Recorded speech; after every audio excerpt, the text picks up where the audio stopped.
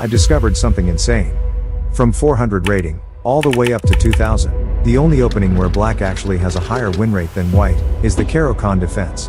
And after days of digging deep, I think I've figured out why. But to understand the answer, we have to travel back to the 19th century, during what's known as the Romantic era of chess, an era marked by bold and audacious moves, brutal sacrifices and aggressive openings like these.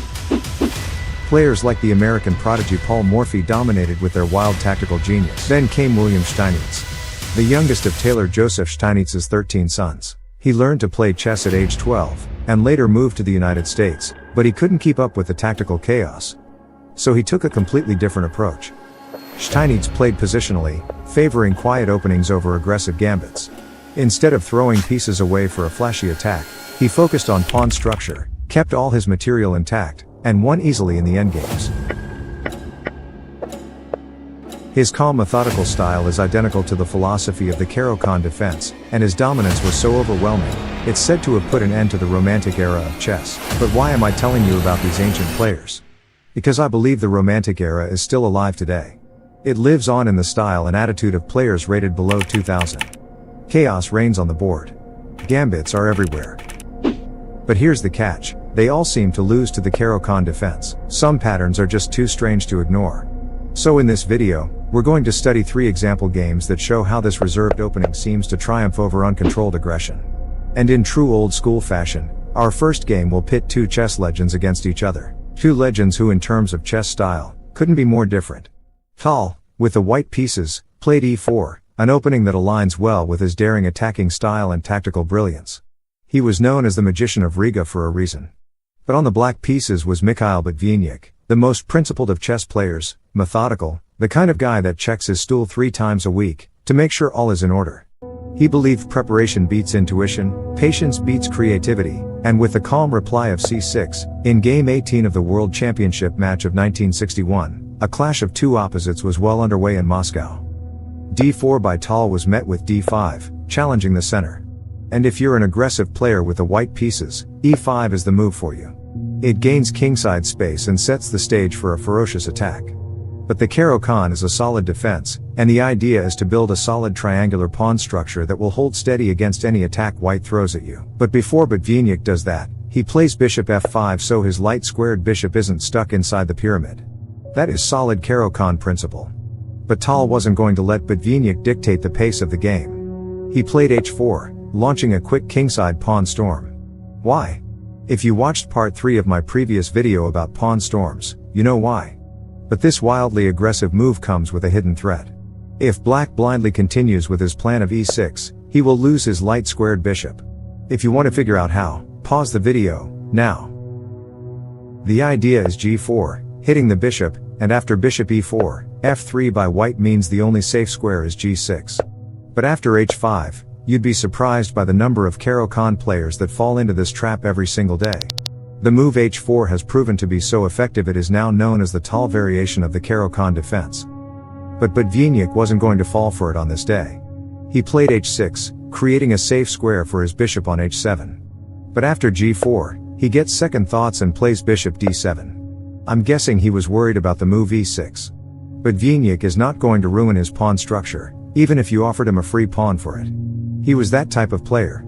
And after c3 and c5, on move 7 of the game, we see the first white piece move. Wild. Tal was that type of player.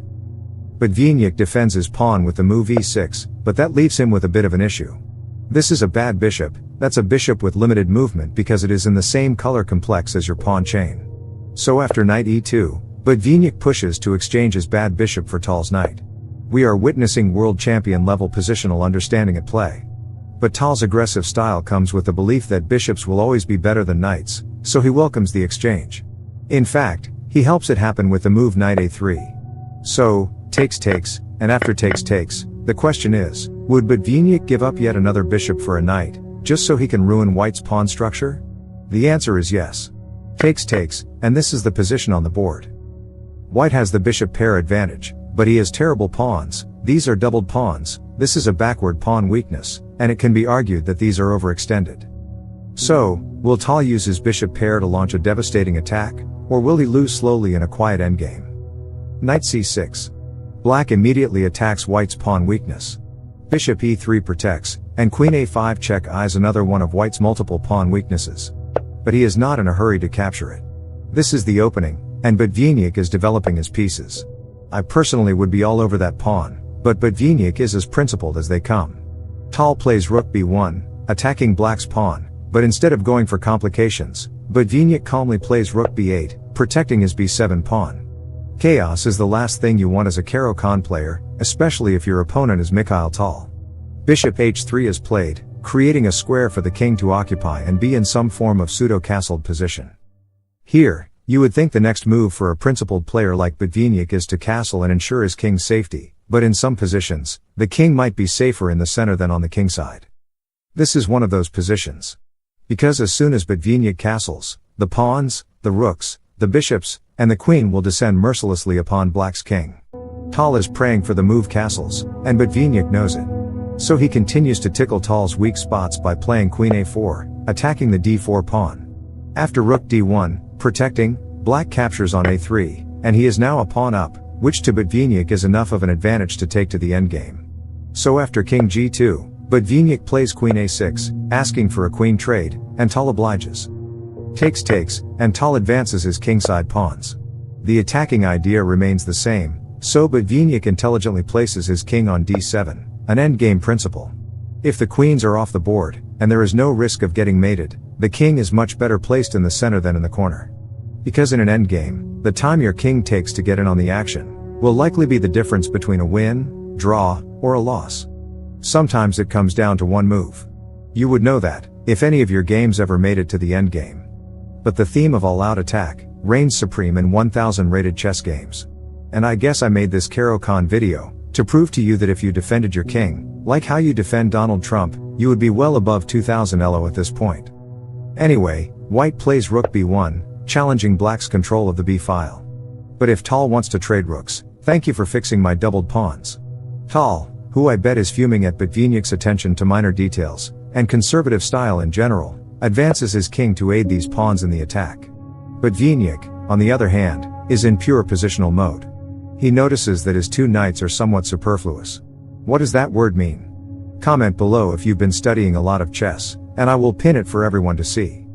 Anyway, Botvinnik identifies the square c4 as a beautiful outpost for the knight and plays knight a5. White responds by exchanging rooks, fixing black's pawns in the process, and then playing f4. This is not the middle game position Tal had in mind coming into this World Championship game. And knight c4 is how Botvinnik shows us the superiority of the knight over the bishop in these static positions. Bishop c1 is played, and knight c6 attacks white's pawn on c4. How would you defend it? There is only one logical move. The rook is now stuck protecting the c4 weakness. And here is a quick positional trick to use in your games. If you ever have a 3-point piece holding down a 5-point piece in a standoff, you are essentially 2 points of material ahead of your opponent, and you should be looking to use your temporary material superiority to your advantage. I personally would be pushing these pawns forward, looking to create an extra problem for white to deal with, but Botvinnik opts for knight before, luring this pawn to capture. a3 places the pawn under the protection of the bishop, but knight a2 seeks to trade that bishop immediately. f5, takes, but black has to be careful here. This is not a free pawn. That's because knight takes a3 will be met by rook a1, knight c4, and all of a sudden, white's rook infiltrates and gets ready to cause all sorts of problems on these two ranks. That's how easily a win can slip away in a game of chess. But Botvinnik is not the type to succumb to greed. He simply played b5, and this is a dream position for every Caro-Kann player. The game is not decided by a huge explosive attack but by a cold and calm exploitation of all your opponent's minute mistakes. Tal plays rook a1, protecting his pawn, but do you remember the positional trick I told you about? It is in Botvinnik's interest to keep this knight and rook standoff, and he does just that. King e7 shifts focus to the king side, where this measly bishop is set to go toe-to-toe with this monster of a piece. Why does the Caro-Kann have the highest win rate, you ask? Imagine unleashing this level of detail-oriented psychopathy on your fellow 1200s. You are going straight to hell. King f4 is followed by rook c8, after which g5 initiates a series of captures. Rook c6 is played by Botvinnik, daring any piece to enter the 6th rank. King back to f4, Tal at this point, is fuming on the inside. And after rook h6 and bishop g4, protecting the h5 pawn, but Brilliance won't make the mistake of tying down his 5-point rook to a 3-point bishop. He opts out of the pawn debate, but his destination square means that white can now free his rook. Rook c1, and this pawn cannot be captured, the rook would be hanging. So, after 40 moves of solid and principled chess, Brilliance decides to play for a trick, f6. And an already frustrated Tal falls for it. Pawn takes, and then knight takes e5, is a huge blow to white. Surprisingly, neither of these two pieces are hanging. The rook is protected by the knight, and the knight cannot be captured, because this rook is hanging. Black is 2 clean pawns ahead in an endgame. At GM level, this is game over. Tal plays a few more moves and then puts an end to his misery. He resigned, and in the following days went on to lose the World Championship title to Brilliance. A brilliant portrayal of the strength of the Caro-Kann defense at the elite level. But how does the Caro-Kann fare at lower levels? e4 c6, and f4 is on the board. This 2100 rated Lichess player has turned to aggression as early as move 2, but in pure Caro-Kann spirit, his opponent, who I hope is doing okay wherever he is, replies with d5, an instant strike at the center. e5 is played by white, bypassing the central conflict and marching his pawn straight toward black's king. The Caro-Kann defense is in for a tough test in this game, but after knight h6, it seems it is in the hands of an expert. Every time there is a pawn on f4, or something shielding the view of this dark squared bishop, this route becomes an option for developing the knight. Knight f3 is met by bishop g4, moving the bishop out in preparation for e6, which, after the weird move d3, is played completing the triangle of pawns. This is the strongest shape in nature. There's a reason why the pyramids are still standing today. It's basic high school physics. I could teach you, but I don't want to alienate my fellow South African viewers.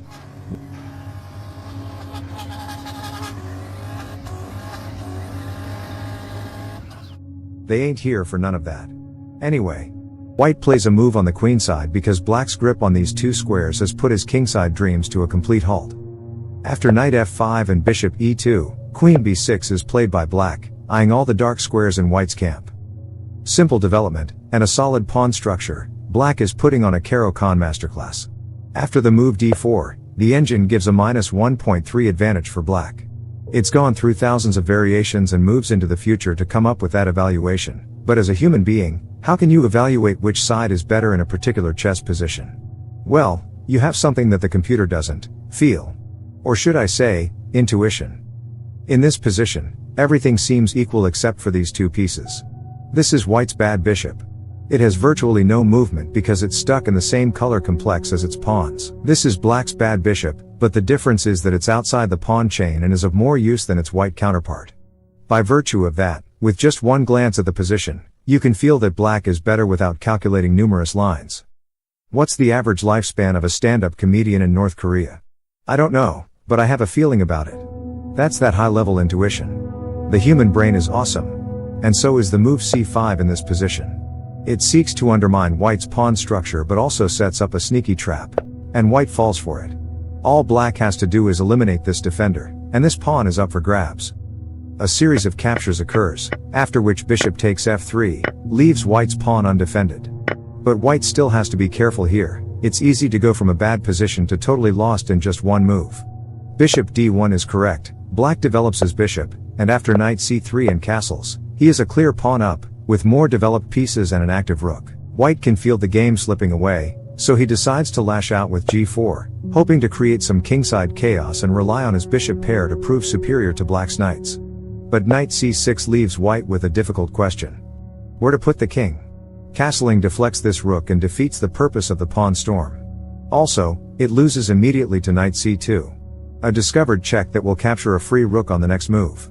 So, after some thought, white awkwardly plays king d2, and it's met instantly with the thrust b5. The engine recommends h4 for white, boldly sticking to his original plan, but white chickens out and plays a3, thinking it stops the b4 pawn advance.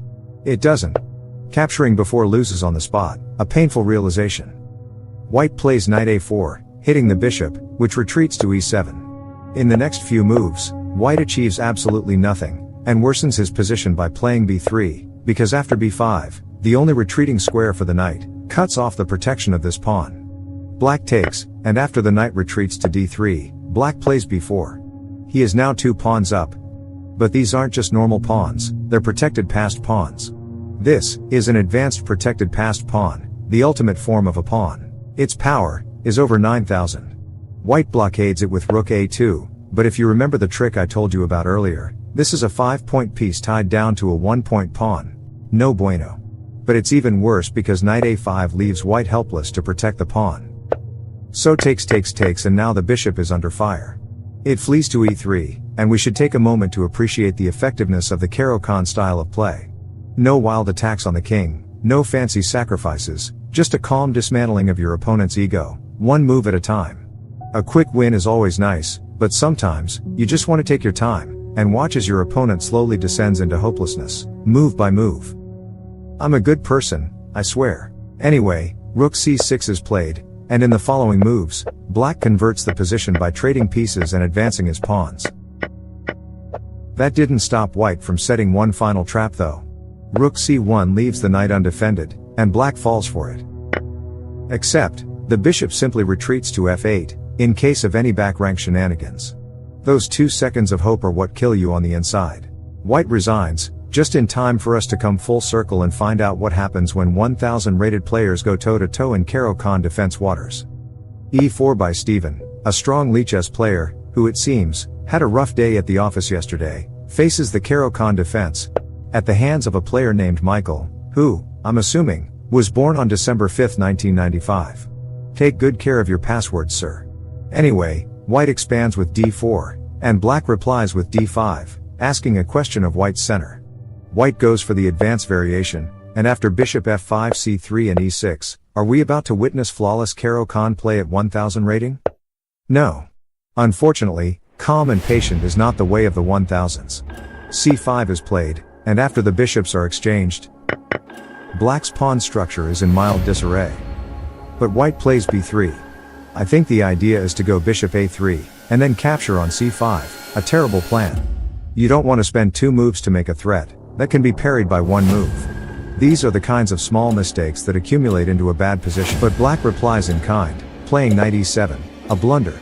It leaves the c5 pawn hanging, but somehow, this blunder is the best move in the position. If white takes c5, not only does he ruin his beautiful pawn formation, but he also won't keep the extra pawn after a move like knight c6. Knight e7 is a 2500 level move. These 1000s are out of control. White develops a knight preparing to castle, and black plays yet another engine recommended move. But after bishop e3, the move f6, brings us back to 1000 elo land. I wouldn't be looking to open the center, if I had an uncastled king like this one. That's how you get mated on move 9. But takes is met by castling, and after bishop d6, it looks like black's king will be safe after all, but at the expense of a pawn. A pawn which white doesn't capture, due to circumstances beyond his control.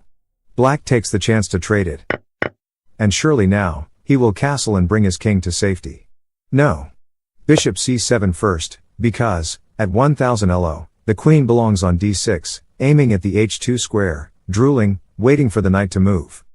White sees through this plan and plays g3, defending against a threat that hasn't even been made yet. So black castles and goes back to the drawing board. But why am I analyzing such a terrible game, you ask? The truth is, the Caro-Kann is not an easy opening to master. Don't be fooled by how easy the previous Caro-Kann players made it look. Most of your games will be as chaotic as this one, if not more, and that's okay. I feel it's better to learn a solid opening on which you can track your long-term progress, than to give in to the chaos, and play your Latvian or chimpanzee gambits, which you will abandon as soon as you hit 1500. Let me know what you think. Anyway, after all that speculation, white finally reveals the brilliant idea behind g3. Knight h4 offers a trade of knights, takes and instead of capturing the pawn with the queen, which I think would have worked marvelously, black makes his intentions obvious by playing queen d6.